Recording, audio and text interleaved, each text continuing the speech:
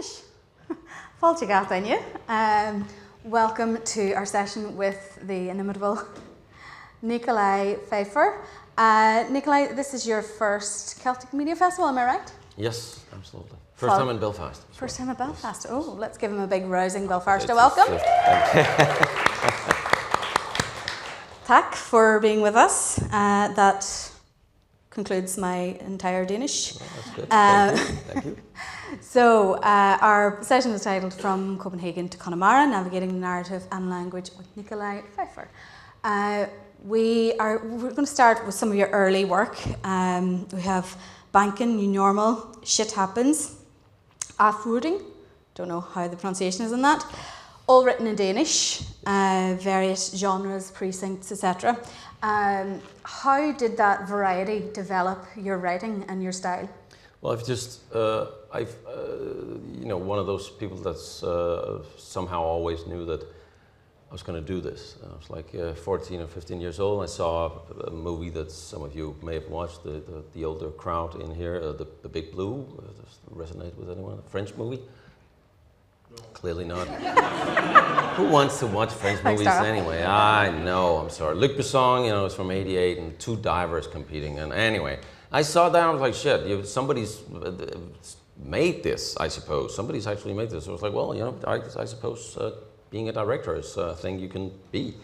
And so I started making, shitty shorts from when I was 14 or 15, and just been doing that for long years. And then I got into film school, so I was 25, and after that started writing comedy, which is sort of the opposite of what you learn in film school. You always, nobody wants to write comedy because it's so frowned upon, and you want to write heavy art house things. And so I've always been inclined to write comedy. I always wanted to write comedy and direct comedy. But I suppose there was this heavy push to not do that. And so it took a few years after film school where I was like, okay, I'm getting these offers. Why not just say yes and then try to write. First big thing I wrote after film school was a sitcom. And I then invented my own sitcom, which is sort of anybody's always referring to The Office, and it's such an easy thing to always say, isn't it? Like when we're all pitching somebody, it's always like, well, it's The Office meets this. Like, yeah, it's so easy to say because nothing is ever The Office. But it was The Office in a bank. That's the very easy pitch. And I've just been doing a lot of that, and then I eventually ended up making Baby Fever, which was a Netflix comedy dramedy series. We made 2 seasons of that, me and my co-creator Amalia, and I wrote and directed that along with her. So yeah, that's sort of the brief. Mm-hmm.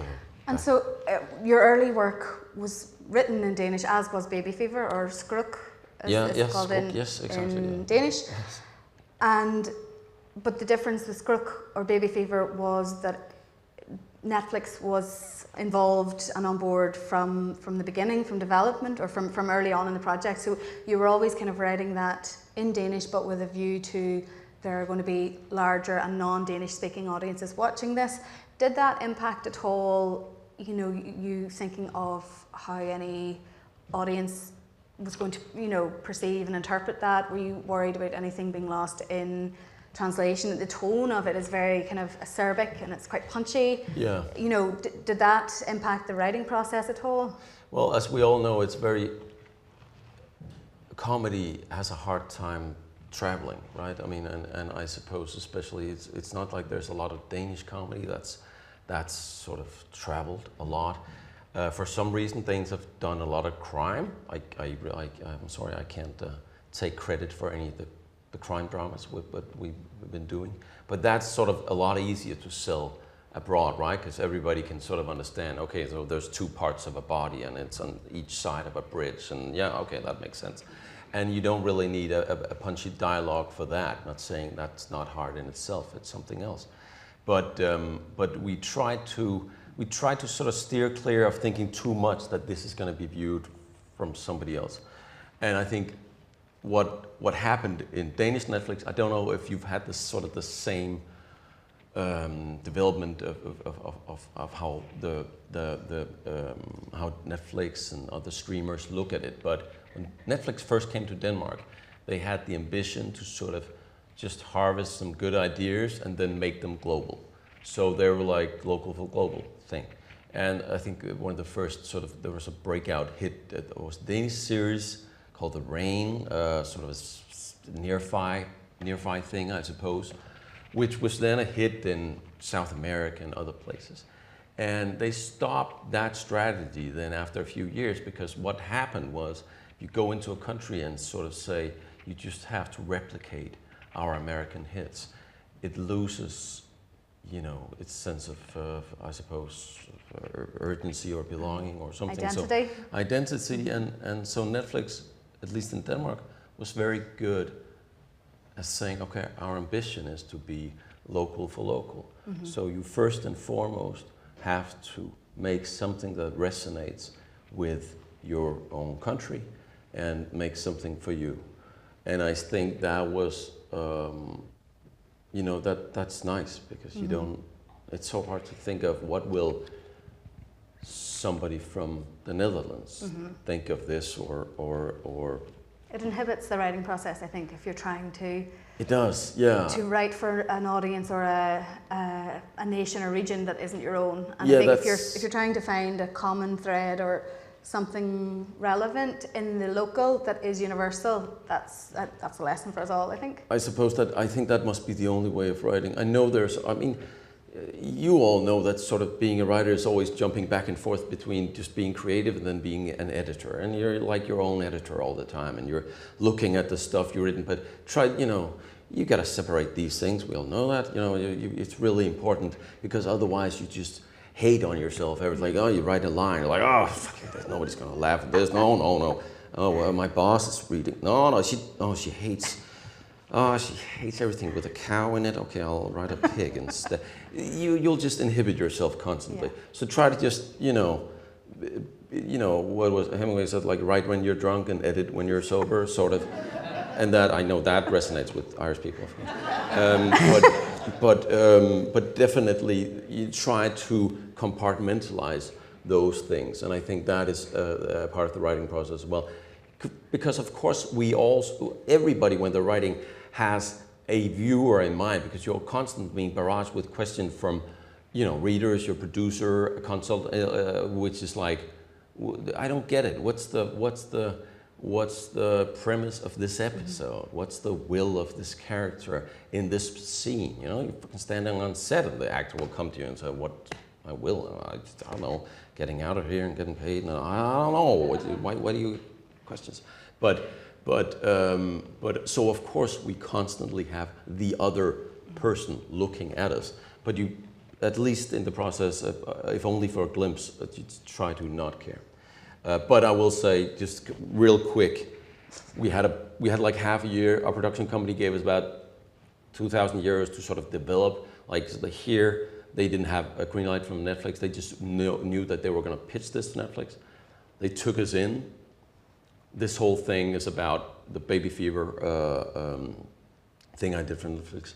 Is about a female fertility doctor, and she's working in a fertility clinic, and therefore her everyday life is, of course, helping various couples and single moms of getting pregnant, or what do you say, and so that's the arena, and this all happened because our producer talked to, there's a female producer and a male producer, and they had gotten kids their different ways.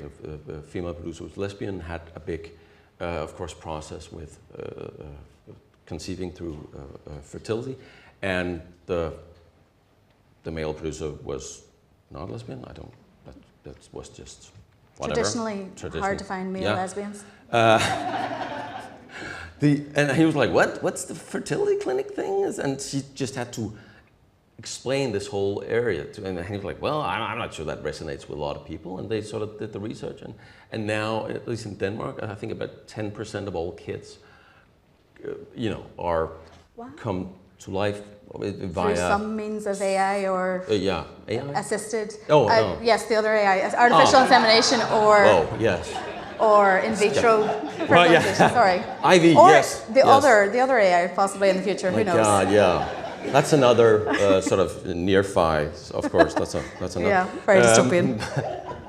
But anyway, so putting the robot babies aside, that was all of a sudden a discussion they had during lunch one day, and so they called up Céim Eile, who's a lesbian and who's had, of course, a long process with her fertility, and she knew me, and I've had a fertility process of my own with my wife, and because I had cancer when I was 15 and yada yada, and we, I don't know how you say, you had to put something on the side, and like, at some point you're gonna have kids, so you better do this, and whatever. If you've ever seen Lethal Weapon with Leslie Nielsen, you know. Anyway, so long story short, we both had, it resonated with us.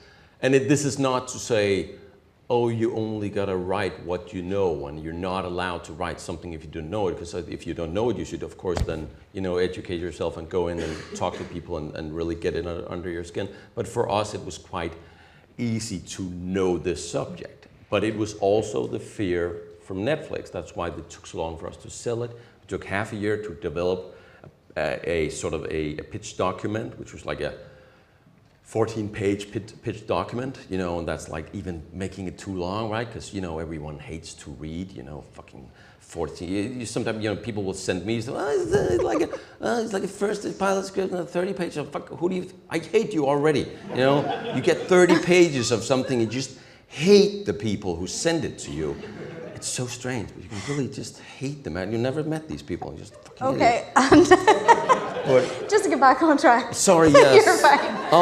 I'll get back from the hate. So the hate goes, yes.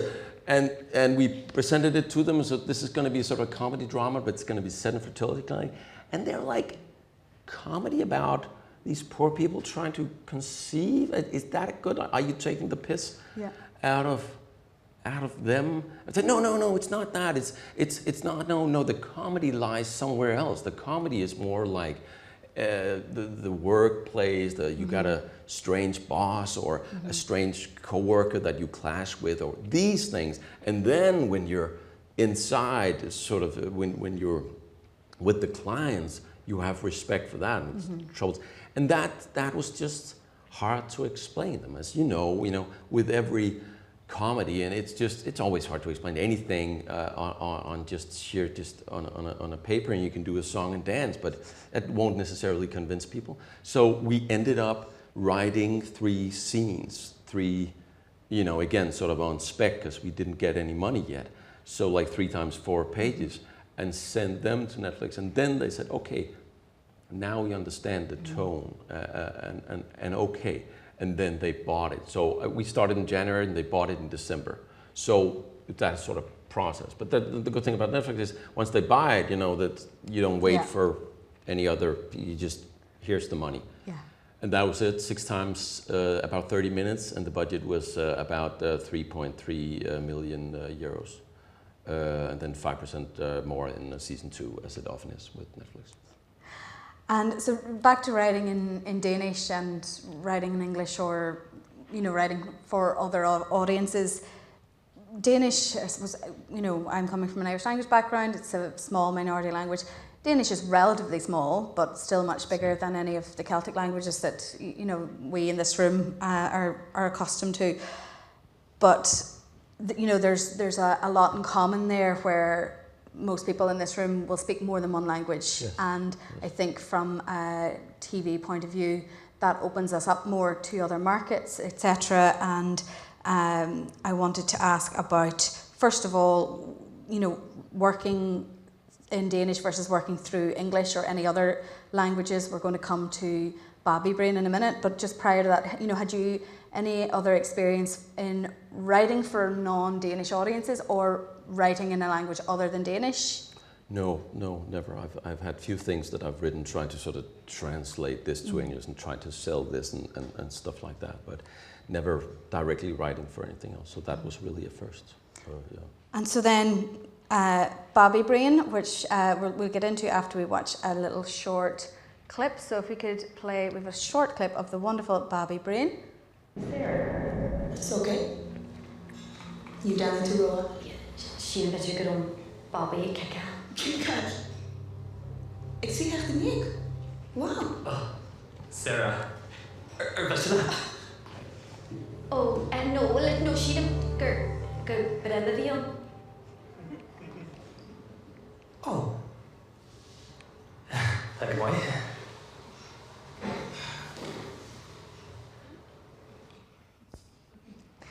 And of course, we have the wonderful writer and lead actress, Yes. Brígin, here with us. Indeed we do, you beat me to it. We have the gorgeous and very talented Brígin Ní Chearnaigh at Skruk. So the writer and star is in the room with us, and produced by the fabulous Phoebe, who are also with us. So tell us about that. How were you approached, or how did that relationship begin? Because, you know, from Denmark to shooting in Galway in Irish, were you aware that Irish was a language prior to this? How did that come about? I'll be honest and say that when I was first approached, I thought Irish was, I was like, oh, Irish, is, you know, this is gonna go wrong. I just thought it was a, you know, what do you... No English? It's like a Swedish Norwegian kind of thing, you know, where it's almost the same language, but it's... Yeah. But then I understood that it's really is like Welsh, and it is its own language, and which is quite far from a lot of other stuff I understood. So I gotta say, amazing language and so hard to understand. It's yeah. In a way, that instantly places me in the same sort of. I think a lot of similarities between Ireland and Denmark, but definitely. You know, people looking at Danish language will obviously, well, what the fuck is this? So it's the same clash, and people are, I suppose, there's a certain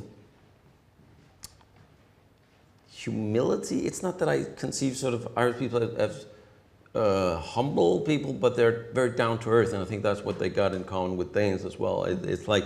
We're used to having a crazy world around us that you got to deal with, and so we're sort of trying not to take things too seriously. And that I sort of instantly really loved about coming here. They were just the sweetest people, and you know, this it'll be grand expression. It's just it's great. Sure, look it. Yeah, no matter what happened, somebody ran out with a gaffer. I thought, oh well, you know, it'll be grand. And anything will just be grand, and I really love that because and that's can I ask it. You, was it ever not grand?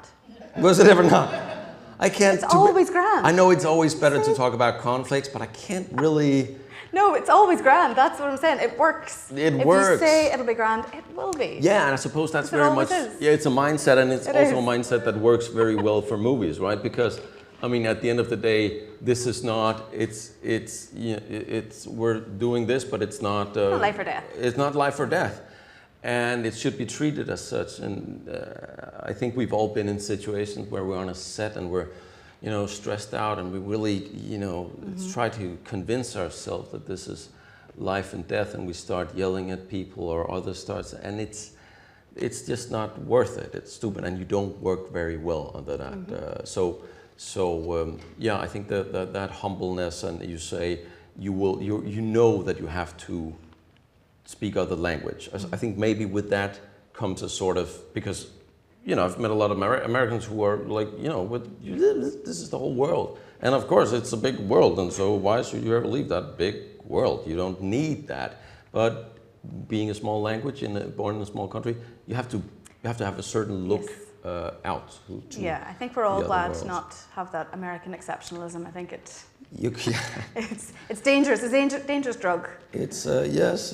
But I think the humbleness that you speak of, is that something that helped you to direct for the first time in a language you were completely unaware of, and to direct your actors in dialogue that you knew on an English version of the script what it meant, but in the moment, you know.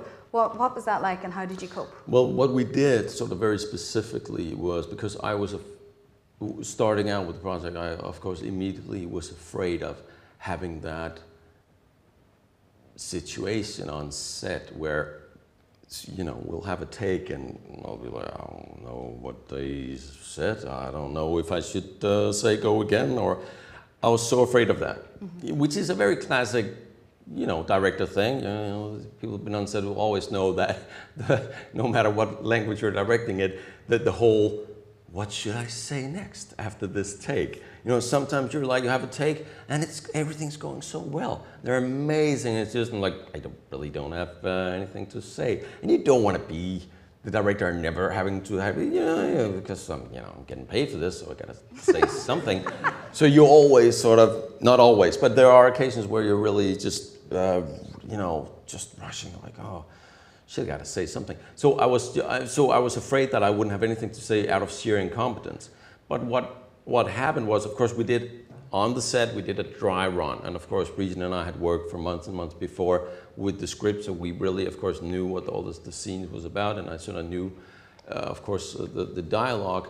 But what we did was we shot, we didn't shoot, but we just did a rehearsal in English.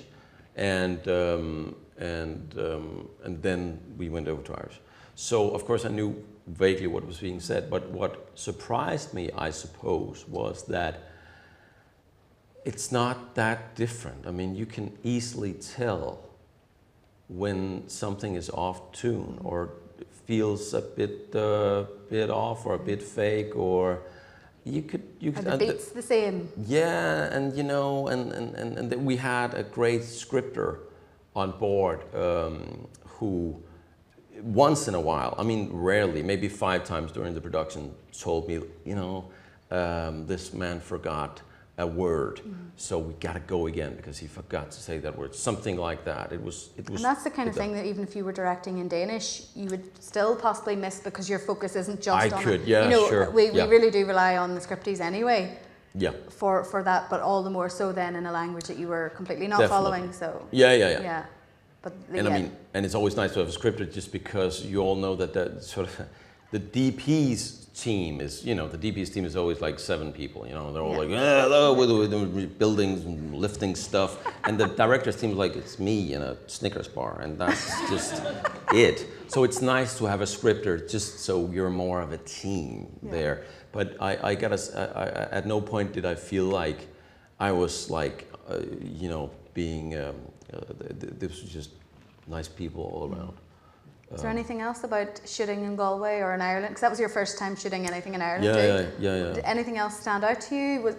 Well, just the people, of course, but the scenery as well. I was like, coming here, I was like, why don't we have more co-productions? What do people back home know that they can just go here fairly quickly? And there's all the mountains and stuff you'd ever want, and so inspiring, these things. And Galway reminds very much of the city I was born in. It's like a smaller, walkable city. Yes, walkable. Oh, of course, that's an expression here.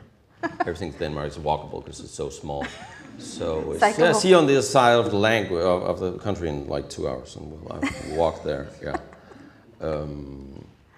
And was there what do you think from that from Babaí Brain and from your first Irish shoot was your biggest challenge, or was there a culture shock at all? Because prior to that, really all your filming had been in Denmark in Danish. So what was the kind of culture shock there? Was there one? Well, there was, of course, there are different things that relatively small, but of course there was first, like, how do you run a crew, and how long do you work, and then there was some small codes, or what you could say, sort of cultural codes that I had to understand, like. When I read Bridgen's script, this is a single female, and it was a single female. And when I read it and read the scenes, I was like, oh, I assume she's living, of course, in an apartment and la la. So when we had to look at the location that somebody had picked for her to live in, it was a house. It's like, but that doesn't make sense. She's a single woman. Why would she? That would never happen. what single woman lives in a house? That would never happen in Denmark. You could never afford a house as a single man or a woman. And what do you need all this space for? So I just had to cope with that. And it's like, oh, so do we have extras walking around? Because it definitely looks like a house. I was like, how do we shoot a house how do we make a house look like an apartment? Oh, we don't have to, because that's just normal here. Okay. So such a strange little thing can be. We a would never have culture. thought about it No, on the other end not. either. I know I'm sure there are women living in houses, men living in houses by themselves here. Yep. And that is not to be frowned upon. That is just Thank you so much. completely I feel normal. So validated. Me and my dog. Oh, sad. Just, but no.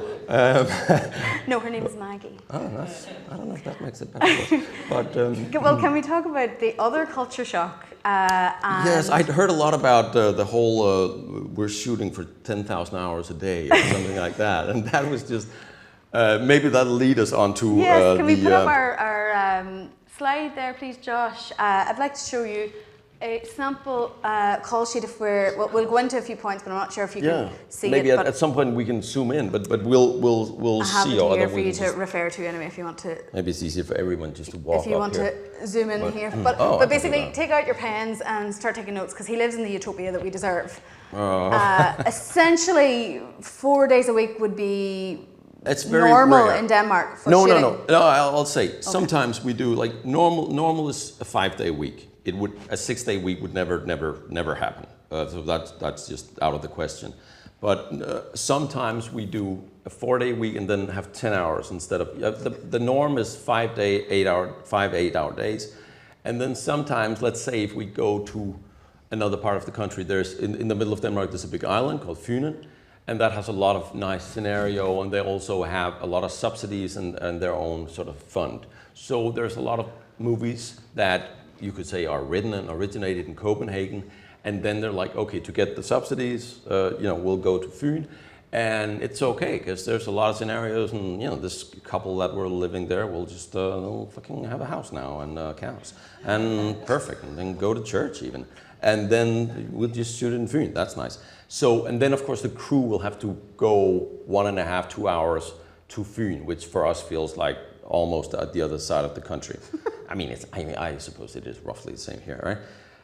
But then you don't have to go home at night, so then you can have 10-hour days, because then you don't need to pick up kids. But this is definitely a reality in which you got to make sure that people go home and eat, and this is not. No, that's just for your reference. We can't. Then I can do this all day. I think it's fixed. Apologies, okay. But Nikolaj is going to talk us through here a typical day. So at the top, we have a call time of 8:30. 8:30. Can we maybe zoom in on the sort I of think, the Josh, top I don't third? think we can we? We're not able to zoom in the top third. I don't think so. Anyway, if you talk us through it in the meantime. Yeah. Anyway, so we have the general meeting would be 8:30. This, of course, we have other kinds of days, and we push them sometimes in the night and all that jazz. But this would resemble a fairly normal shooting day. Everyone meets at 8:30. We gather. We have the briefing. The first AD goes around and says we're going to shoot this, and that. And then from 8:30 till this day 9:30, there was a little whatever, the light setup, all these small things that needs doing. And from 9:15 till 9:30, there's a little blocking rehearsal. And then we're ready to shoot at 9:30. We shoot at this particular day, and I don't think I even directed this day, but I got till 12:30. Then we have 45 minutes lunch. It is, though, actually, I think the rule is that you pay 15 minutes yourself, and then you have a 30 minutes is free for lunch, but 45 minutes. Because who can eat lunch in 30 minutes? So that's just impossible. And then we wrap at 4:30. And then it says thank you for today. That's what it says on the call sheet, thank you for today at 5. And then, people should really be out of there. The call sheets in Denmark are a lot more polite than they are here. Yeah, you stumble upon there's like thank you for the We don't thank our crew. You don't thank? No. Ever. And I suppose that's a thing. And we had a first AD doing like trying to figure out actually what's the difference between a 4-day week and a 5-day week. And I think he added it up to about an hour and 15 minutes more. You would get an hour of 15 minutes more out of a 5-day week instead of a 4-day week with 10-hour days than a 5 thing. So it wasn't that much. You don't win a lot. Yeah. But of course, if you start having 12-hour days, people don't have time to go home. They don't have time to think. They don't have time to talk. I mean, you can have that, and I know the company I work for shoot a lot in Lithuania.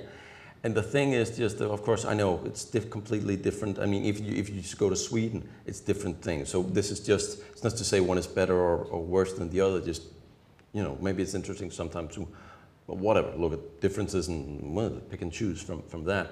But if you have 12-hour days, as a director or a DP or any head of departments, you don't have a lot of room left in your brain. Can you say that? I don't know.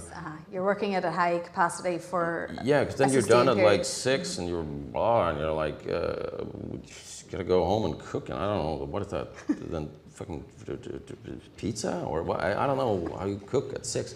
And that's just so important to have that extra capacity, I'd say. Because of course, the director and the DP will usually meet in like maybe 7:30. In the morning anyway, yeah. yes. And debrief maybe end of day. Yes, and like the makeup artists, the chief makeup artist and the chief clothes designer, costumier, will also have that. So they'll have pre-calls. And we have pre-calls here. It's just our length of they'll day have pre-calls, but then they longer. get off early, then they'll leave the rest to assistants maybe, because then maybe you start with the most difficult scene and then have easier scenes, at the end of the day.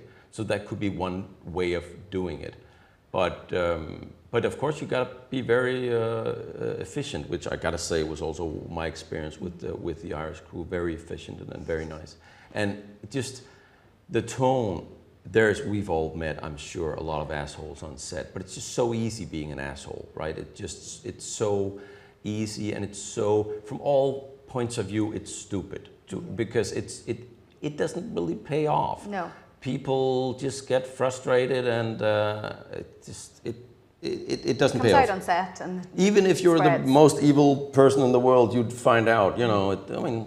That's why they invented Sundays, right? I mean, like, so we can't have the slaves working all week. So you also have then, to that end, you have a kind of health and well-being officer as part of the crew as well, and that's a fairly ingrained role within it's written the into industry. The contract that at every production you have to have a sort of spokesperson, directly translated, it's called trust man, or now a spokesperson, and then that person, usually it's voluntarily, who will be that person.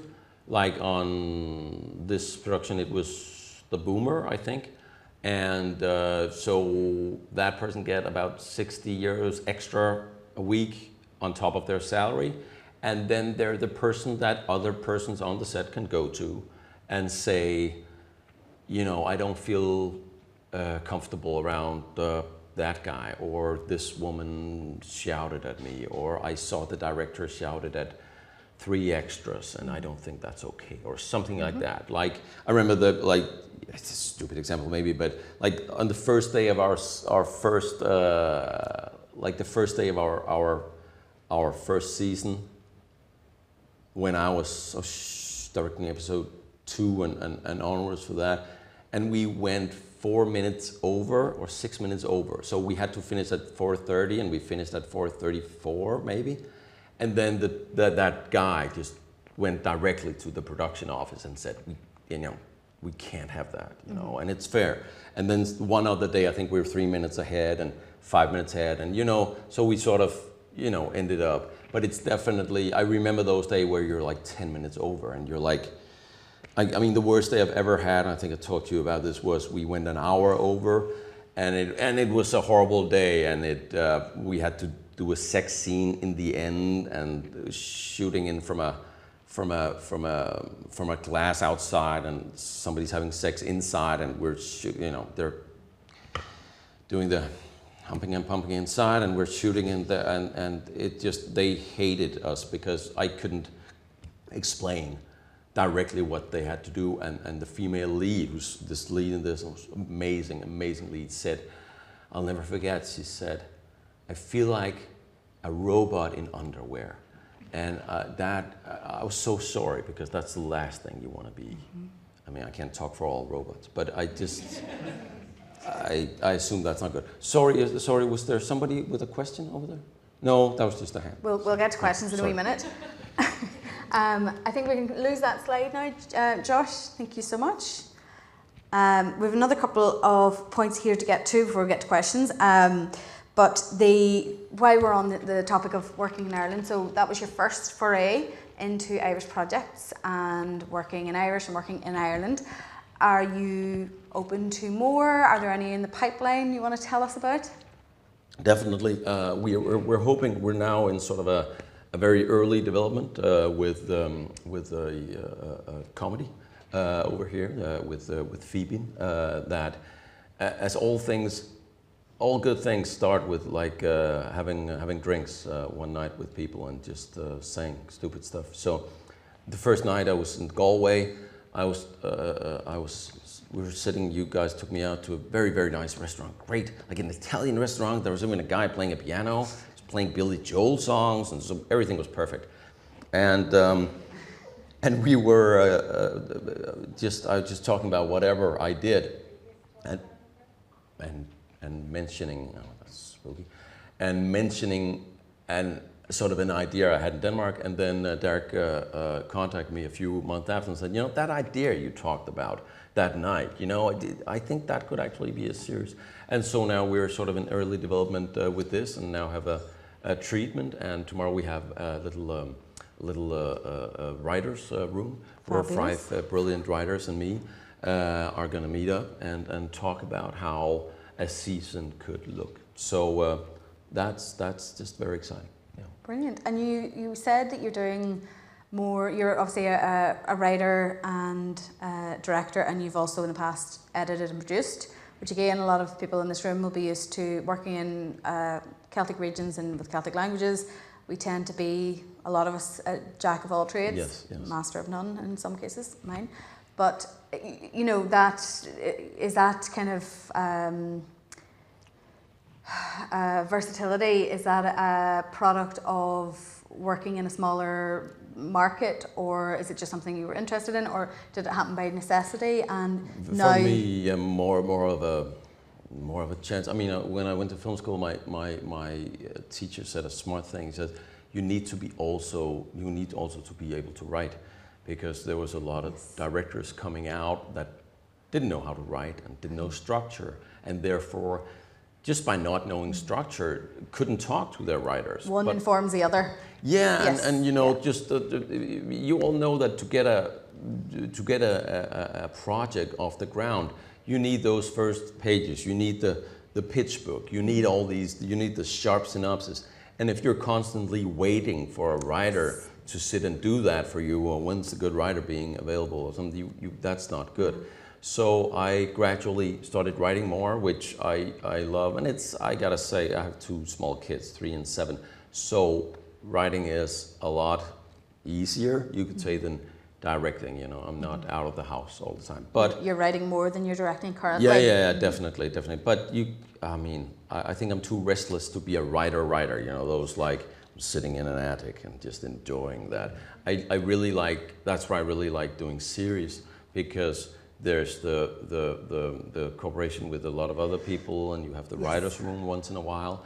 And I love being on a set then again. I mean, that's always... You like collaborating then, I'm getting the yeah, impression. being on a set, I mean, you all know it. It's so, I don't know, it's such a luxury to be in a place where it's like the circus and everybody loves being there, and they've done this for so many years, everybody, and you'll have the focus puller who's been a focus puller for 30 years, and that's all he does, and it's just great. And you can talk to the costume, and they're like, oh, I've just taken so much pride in finding out how this button can stretch and this way. And it's a lot of people who are just the best people in the world. Yeah.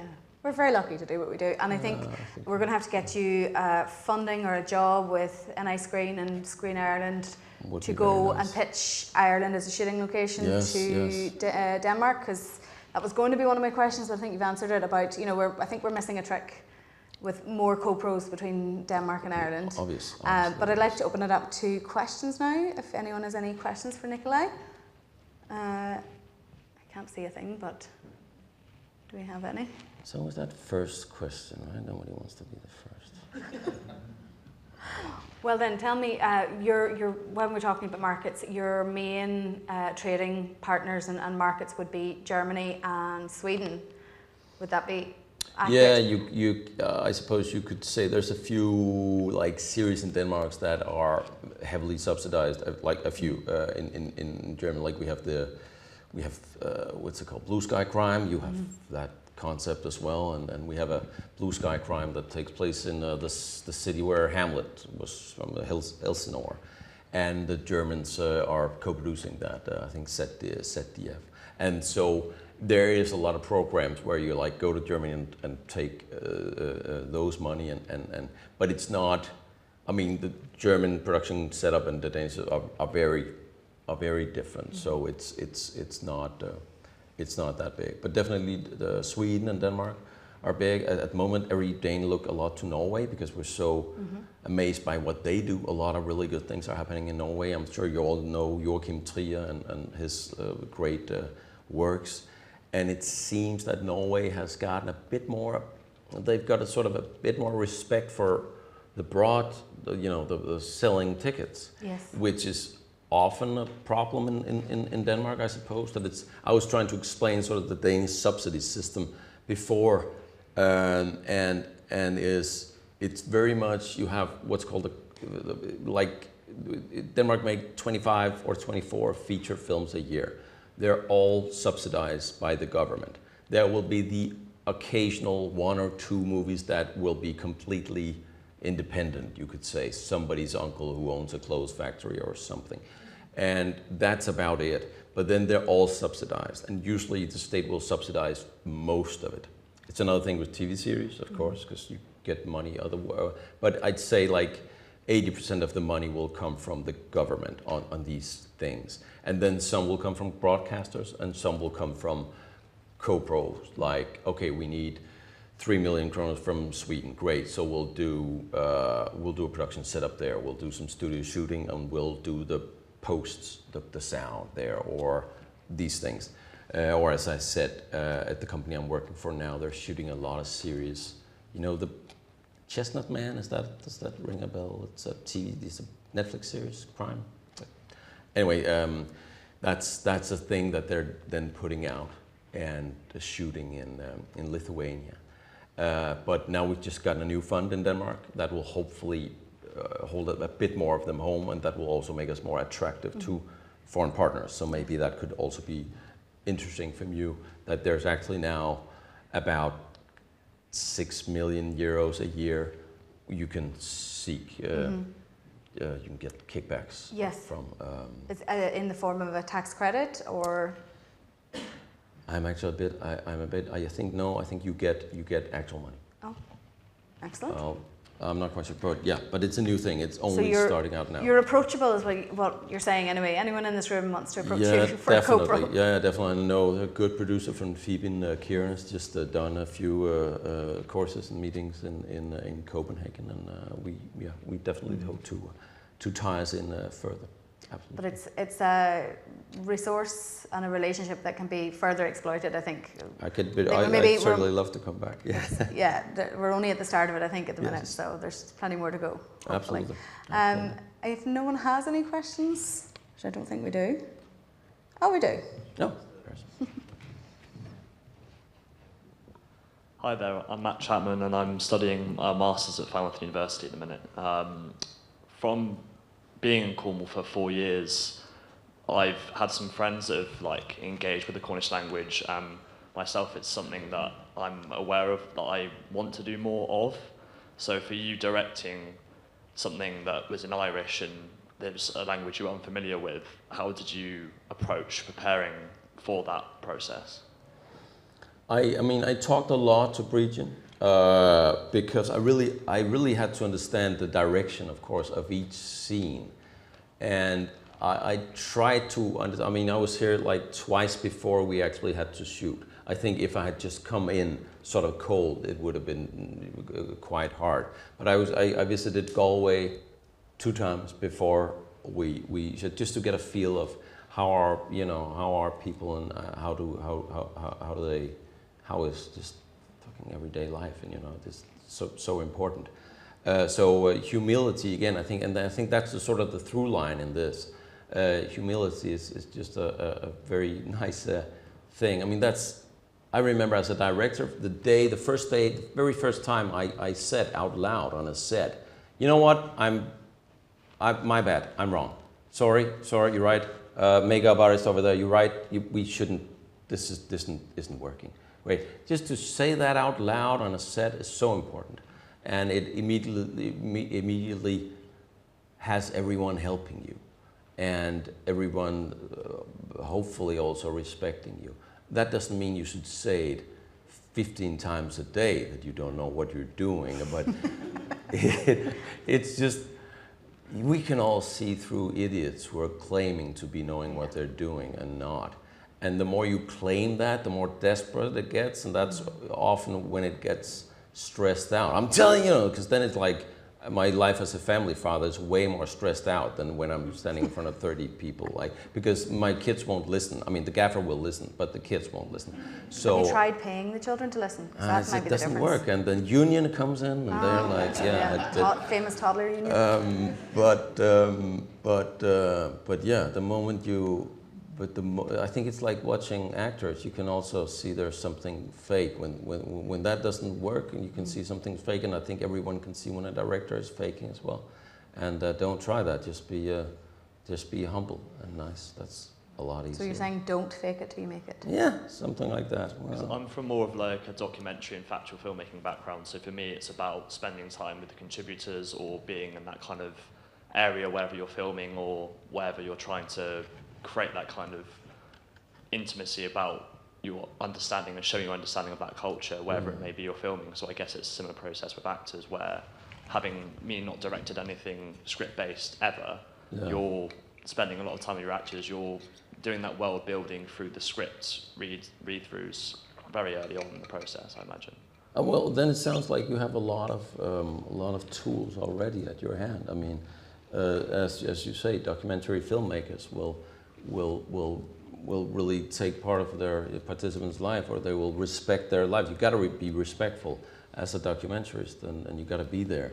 And I mean, that's mainly the same thing about I suppose, actors that have written lines, because they never have written. I mean, they'll say what's on the page, but you got to be open also to, if that doesn't, if they come to you and say, this doesn't really fit me. I think Bridget and I had one, you can't call it a conflict, but we had like one time on a set. She was horrible on set, really. But like one time, I'd heard divas, but this was another lead. No, but I think we had one thing where I went, couldn't you do this little thing and this? For me, it was a little thing, a little extra, be a little more chippy there, or be a little something. And she was like, I really don't think my character would do that. And Bridget really knew that character very well because she'd written it. Mm-hmm. And she was like, I really don't think the character would do it. Can you just, can you do it? Can you do it for me? Well, we'll just see how it goes. I don't think, okay, I'll do it. And as all good actors, she went ahead and did it. But it never really felt quite right. And I think because that's just, you shouldn't force that on anybody, because that's not going to work. I was doing it bad on purpose. Shit, yeah, God damn it. Yeah, that's the thing. Actors will trick you all the time. God damn. Can't wait for more AI. No. Which kind? Yes. And on that note, big bully boss for Nikolaj Feifer. Gur a céad maigad.